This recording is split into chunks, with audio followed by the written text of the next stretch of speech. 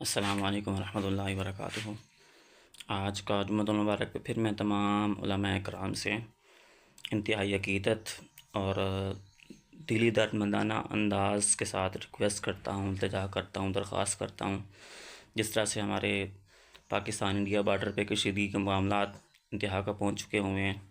اس کے علاوہ پورے عالم اسلام پہ، فلسطین ہو یا باقی اسلامی ممالک پہ، یہ عالمی استعماری طاقتوں کی یلغار، اسلام اور مسلمانوں کے خلاف کھلا کریک ڈاؤن، اسلام اور مسلمانوں کو صفحہ ہستی سے مٹانے کی جو سازشیں ہیں، یہ اپنی انتہا کا پہنچ چکی ہوئی ہیں۔ ظلم و ستم کی انتہا ہو چکی ہے۔ ان معاملات میں جب ہم نے اپنی نوجوان نسل کو پچھلی 3-4 دہائیوں کے اندر اس شہادت یا جہاد کے موضوع پہ کچھ بتایا، پڑھایا، سکھایا، سمجھایا ہی نہیں ہے،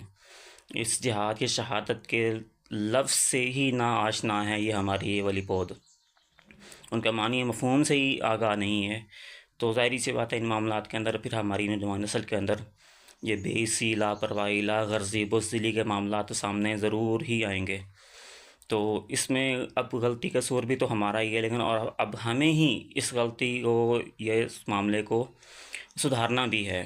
تو اس کا انداز یہی ہے کہ اب ہمیں میدان عمل میں آنا پڑے گا، والدین بھی، اساتذہ کرام بھی، علماء کرام بھی، ہمارے موٹیویشنل سپیکرز بھی، ہمارے لیڈران بھی، آپ اب میدان عمل میں آئیے۔ اپنے تمام ذاتی معاملات ہیں، ہمارے خلافات ہیں، جو بھی ہماری پریشانیاں ویسے ہیں، معاشی معاملات ہیں، ہمیں یہ بھی معلوم ہے کہ اللہ پاک کی طرف سے ہمارے اوپر یہ اللہ پاک کی طرف سے عذاب ہیں اس کے احکامات کو قبول نہ کرنے کی وجہ سے۔ تو اب علماء کرام، آپ اس فیلڈ کے ہیڈ ہیں، لیڈ آپ کو کرنا پڑے گا، تو آپ میدان عمل میں آئیے، لیڈ کیجئے نوجوان نسل کو، یہ اسپارک، موٹیویشن، انسپائریشن، وہ تحریک دلائیے۔ اور ابھی ہماری گورنمنٹ یا باقی معاملات ہیں جو بھی ہیں، کچھ علماء کرام جو ہیں جو کہ ان پہ کچھ پابندیاں وغیرہ ہیں، وہ اس میں ظاہر سی بات ہے مجبور ہیں، لیکن ان کے علاوہ باقی معاملات جو دوسرے ہیں ان کو لیے اب ہمیں میدان عمل میں اتر کے اپنا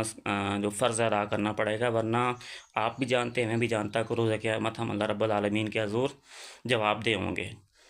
اور ویسے بھی اب ہمارا گھر بار، یہ بال بچہ جو بھی ہے، ہماری کاروبار، یہ کچھ بھی نہیں بچنے والا، صرف ایمان بچا سکتے ہیں۔ یہ ابھی کوئی آخری وقت ہے، یوں سمجھ لیجیے 1 روپیہ انویسٹ کر کے خربوں روپے کا فائدہ لے سکتے ہیں۔ یہ دنیا مکمل ختم ہونے والی ہے، زیادہ سے زیادہ 1 سے 1.5 سال ہی یہ دنیا اب قائم رہنے والی ہے، یہ بالکل تباہی بربادی کے دہانے میں پہنچ چکی ہوئی ہے۔ تو ہم بجائے بے حسی کے ساتھ گھروں میں پڑے رہیں، یہ موت بھی مریں، اللہ رب العالمین کے حضور بھی مجرم ٹھہریں، دنیا تو برباد ہماری ہوئی، آخرت بھی برباد ہو جائے، اس سے بہتر یہ نہیں ہے کہ ہم اس وقت کو کیش کریں۔